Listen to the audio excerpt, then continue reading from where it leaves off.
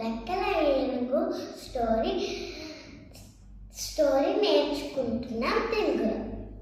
అనగనగా ఒక ఊరిలో ఒక రాజ్యం ఉండేది. అక్కడ ఒక రాజు ఉండేవారు. ఆ రాజుకి ఒక తోట ఉండేది. ఆ తోట అంతా బనానా చెట్టులు. ఆ తోటను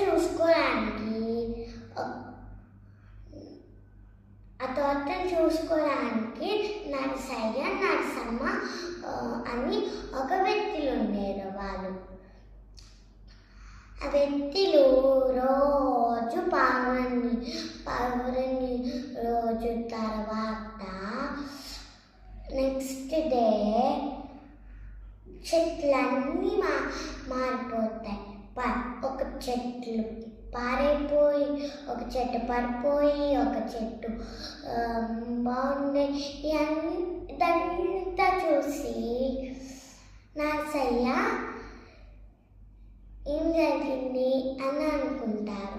అప్పుడు మనం ఏం జరిగిందో చూడాలి అని రాత్రిరంతా మేల్కొని చూస్తారు.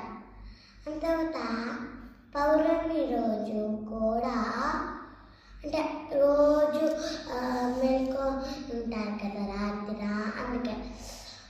తర్వాత పౌర్ణమి రోజు వస్తుంది. తర్వాత